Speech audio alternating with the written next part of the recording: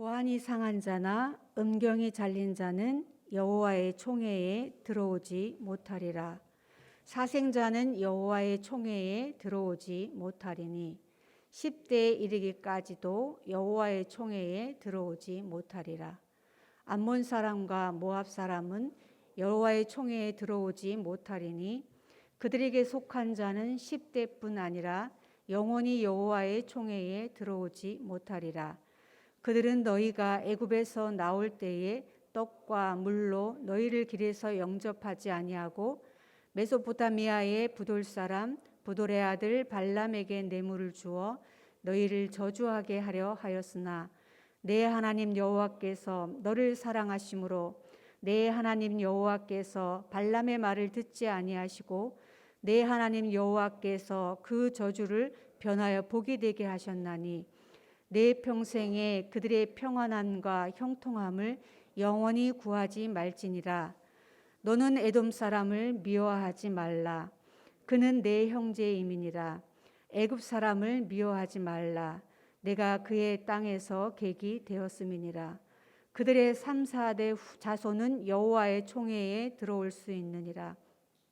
내가 적군을 치러 출진할 때에 모든 악한 일을 스스로 삼갈지니 너희 중에 누가 밤에 몽설함으로 부정하거든 진영 밖으로 나가고 진영 안에 들어오지 아니하다가 해질 때에 목욕하고 해진 후에 진에 들어올 것이요 내 진영 밖에 변소를 마련하고 그리로 나가되 내 기구에 작은 삽을 더하여 밖에 나가서 대변을 볼 때에 그곳으로 땅을 팔 것이요 몸을 돌려 그 배설물을 덮을지니 이는 내 하나님 여호와께서 너를 구원하시고 적군을 내게 넘기시려고 내 진영 중에 행하심이라.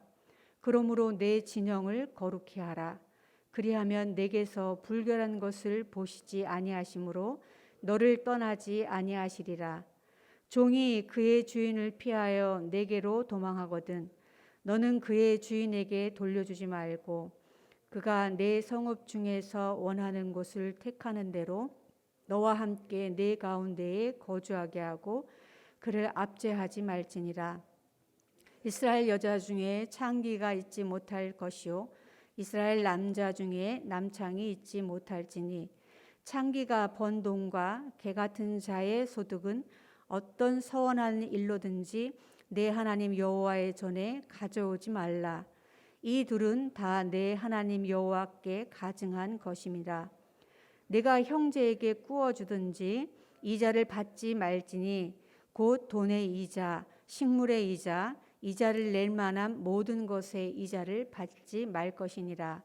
타국인에게 내가 꾸어주면 이자를 받아도 되거니와 내 형제에게 꾸어주거든 이자를 받지 말라.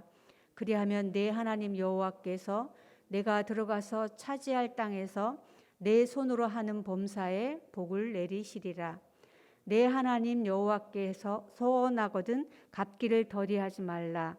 내 하나님 여호와께서 반드시 그것을 내게 요구하시리니 더디면 그것이 내게 죄가 될 것이라. 내가 서원하지 아니하였으면 무죄하리라. 그러나 내 입으로 말한 것은 그대로 실행하도록 유의하라. 무릇 자원한 예물은 내 하나님 여호와께 내가 서원하여 입으로 언약한 대로 행할지니라. 내 이웃의 포도원에 들어갈 때에는 마음대로 그 포도를 배불리 먹어도 되느니라.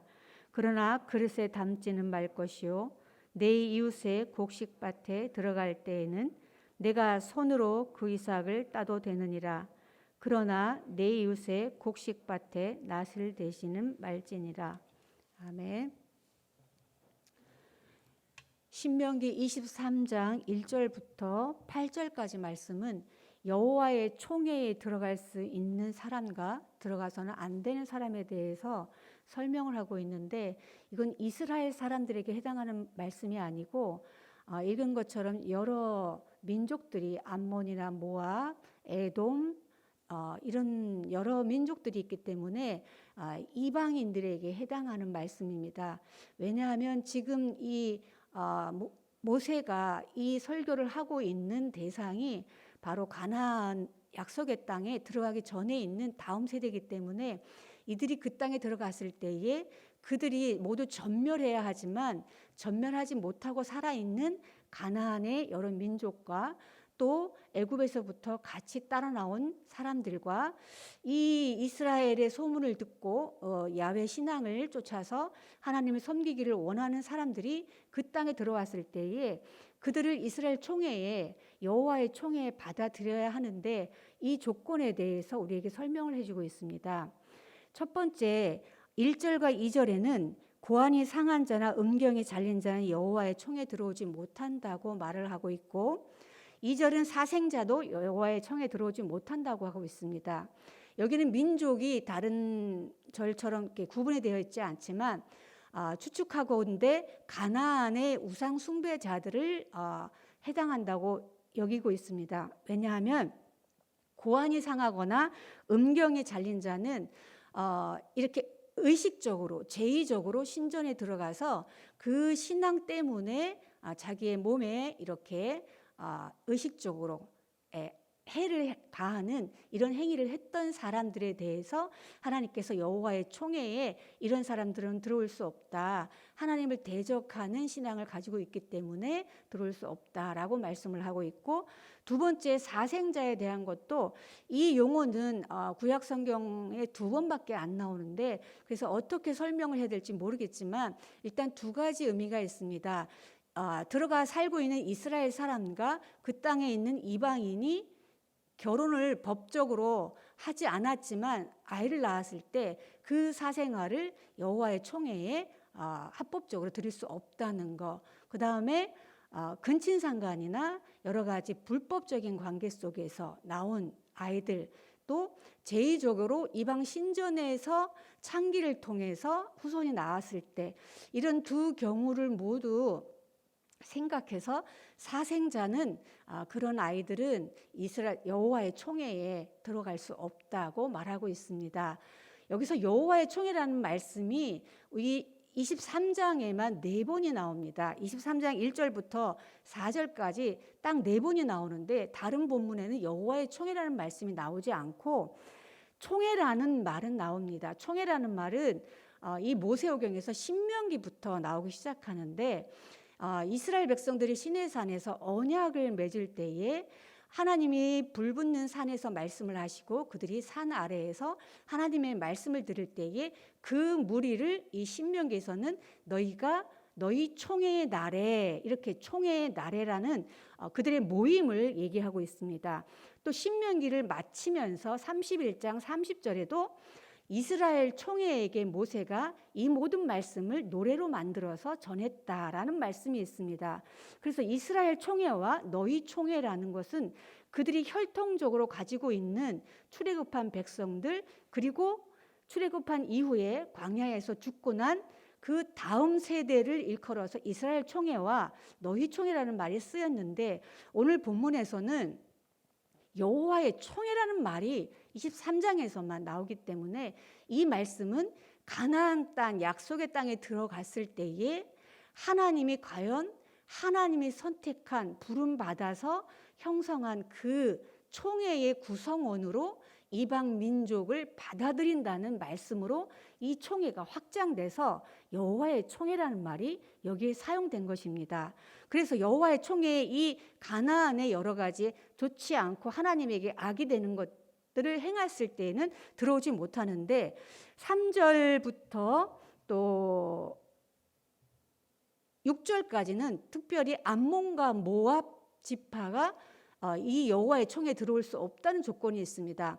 이들은 영원히 이스라엘 이 여호와의 총에 들어올 수 없습니다. 물론 우리가 롯의 2 딸을 통해서 근친상간을 통해서 낳기 때문에 이 민족들이 들어올 수 없다는 것도 알고 있지만 신명기에서는 그 부분보다는 오히려 최근에 이들이 출애굽한 이후에 이들이 이 하나님의 백성들을 저주하려고 했던 것 때문에 이스라엘 총회에 여호와의 총에 들어올 수 없다는 말을 하고 있습니다.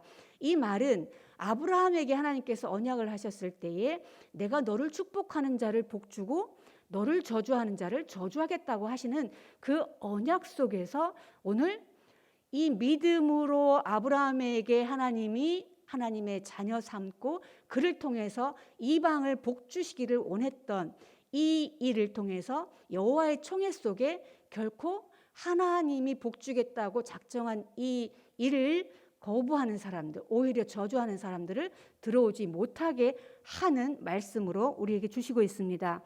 5절에는 특별히 하나님께서 복을 주려고 하는 사람들을 저주했을 때에 하나님께서 그들을 저주하겠다고 하시는 이유가 내 하나님 여호와께서 너를 사랑하심으로, 하나님께서 사랑하시는 사람들은 약속의 땅에 들어가는데 그게 혈통적이지 않다는 것이 이 여호와의 총회의 개념 속에 들어져 있습니다. 특별히 7절과 8절은 에돔과 애굽 사람에 대해서 하나님께서 그들의 3대 후 자손은 여호와의 총에 들어올 수 있다는 말씀을 하시는 말씀이 저희들이 조금 눈여겨봐야 하는데, 구약 성경에서 대부분 에돔과 애굽은 하나님을 적대하는 민족이기 때문에 좋지 않게 평가하고 있습니다. 그러나 여기에서는 에돔 사람을 미워하지 말라, 애굽 사람을 미워하지 말라, 이 미워하지 말라는 말씀은 제의적으로 가증한 것을 말할 때 미워하다라는 말을 씁니다. 그런데 오늘 여기서는 이 이스라엘 공동체에 합류해서 가나안 땅에 들어와서 약속의 땅에서 하나님을 섬기겠다고 작정하고 그 후손이 그들과 동화됐을 때에 3대가 흐르면 여호와의 총에 들어올 수 있다는 말씀을 하시면서, 총회라는 말이 그냥 모임이 아니고 하나님이 택하여 불러서 신약의 교회라는 용어로 이렇게 승계가 됐을 때에 우리가 예수님께서 친히 하신 말씀처럼 베드로가 주는 그리스도시요 살아계신 하나님의 아들이라는 이 신앙 고백 위에 내가 교회를 세우겠다라는 것처럼 혈통이 아니라 믿음의 고백으로 그 땅에서 하나님께서 하나님의 나라를 우리에게 이미지로, 그림으로 이 구약 성경에서 보여주고 있다는 것입니다.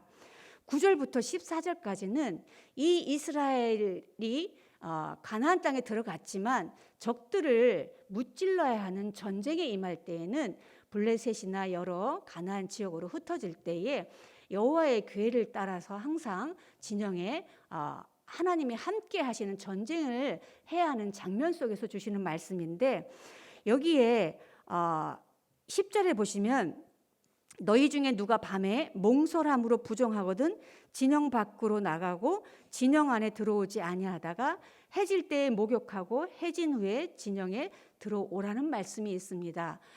여기에 몽설하다는 이 표현은 조금 완곡된 표현인데, 직접적으로 이 표현을 하자면은 스스로 일어난 것 때문에 이렇게 표현이 됩니다. 그러니까 무의식적으로 몽설을 하게 됐을 때에 이것은 진영 아니기 때문에 여자가 없습니다. 부부 관계도 아닙니다. 그래서 자신도 알지 못하는 상황 가운데 몸에서 배설된 이런 일들이 진영을 더럽힐 수 있다는 것입니다. 우리가 유출에 대한 것이 레위기 11장부터 15장까지 여러 가지 부정에 대한 것이 나옵니다. 그런데 거기에서 죽은 사체를 만지는 것은 굉장히 부정하고 또 악성 피부병도 굉장히 부정합니다. 그러나 몸에서 유출되는 것에 대해서는 그런 것에 대해서 보다 조금 그 부정의 강도는 작습니다. 그런데 여기서는 이 부정이 왜 중요하냐 하면 전쟁을 하는 데 있어서 전염성이, 이것이 부정하다는 것이 죄의 근원이 되기 때문에 그 전염성 때문에 전염성이 돼서 우리가 죄로 말미암아 그 군대가 모두 다 전쟁을 치르지 못할 정도로 이런 악이 퍼질까 봐 하나님께서는 우리 자신이 알지 못하는 가운데 사소하게 우리 자신에게서 나오는 인간의 연약함과 악함 때문에 우리에게서 쏟아져 나올 수 있는 그런 것들도 다 씻어내고 밖에서 씻어내고 진영 안으로 들어오도록 했습니다. 왜냐하면 진영 안에는 거룩한 하나님이 전쟁을 승리로 이끌기 위해서 그곳에 계시기 때문입니다. 두 번째는 13절부터 14절까지는 대변의 배설물에 대한 얘기인데요. 이것은 진영 밖에 처음부터 설치를 하게 되어 있습니다. 내 기구에 작은 삽을 더하여 밖에 나가서 처음부터 진영 안이 아니고 진영 밖에 나가는데 하나님이 임재해 계신 이 진영 안에 거룩하게 유지하는 것뿐만이 아니고 진영 밖, 하나님이 계신 그 진영 밖에도 거룩함을 유지할 수 있도록 신경을 써서 그것을 볼 때에 땅을 파고 몸을 돌려서 그 배설물을 덮으라는 말이 있습니다. 우리가 잘 알듯이 우리 몸에서 나오는 이 배설물은 세균이 굉장히 많습니다. 이 세균을 그냥 땅 위에 그냥 두면 번식을 하게 되고 결국은 그 진영 안까지 침투해서 전쟁을 치르는 이스라엘 군대가, 하나님의 군대가 감염되고 그로 인해서 병들어서 전쟁을 승리로 이끌지 못하게 되었습니다. 우리 육체적인 이런 문제를 가지고 신약의 영적으로 우리가 적용을 해야 하는데, 하나님의 백성들이 우리 자신에게서 나오는 죄의 문제도 스스로 날마다 사소한 것까지도 씻어내고 그 문제를 돌봐야 하지만, 우리 주변의 환경, 거룩한 하나님이 임재하는 우리 주변 환경도 우리가 스스로 다 구별하게 이렇게 거룩하게 만들어가는 일들이 우리 가운데 있어야 한다는 것입니다. 그래서 14절에 보시면 이는 내 하나님 여호와께서 너를 구원하시고 적군을 내게 넘기시려고 내 진영 중에 행하심이라. 우리를 승리로 이끌기 위해서, 우리를 구원하시기 위해서 진영 가운데 하나님이 행하신다는 것입니다. 진영 가운데 하나님이 행하신다는 이 표현은 에덴 동산에서 하나님께서 그 동산을 서늘할 때에 거닐다라는 표현과 같은 표현입니다.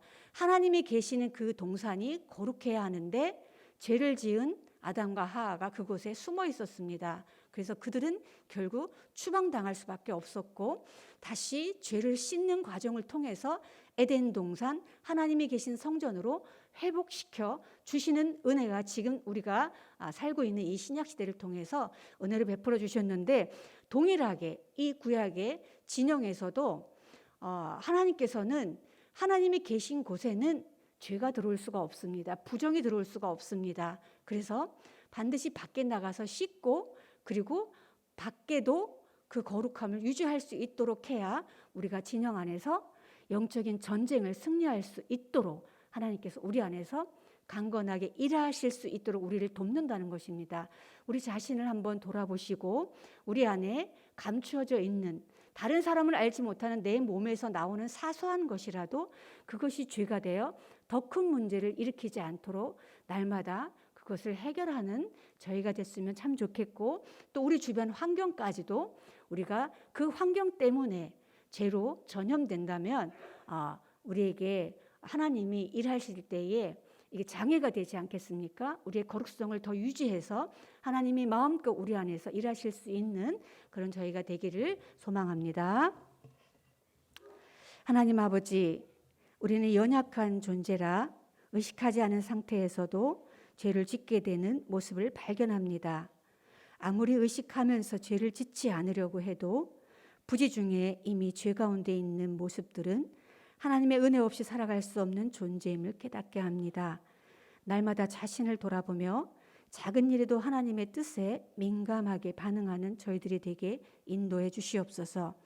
또 그리스도 안에서 교회를 부름받은 사람들은 넓은 마음으로 포용하게 하시고, 우리의 문화와 편협함 때문에 하나님의 크신 사랑이 가려지지 않게 모든 사람들에게 하나님의 축복의 통로로 사용되는 저희들 되게 인도해 주시옵소서. 예수님의 이름으로 기도합니다. 아멘.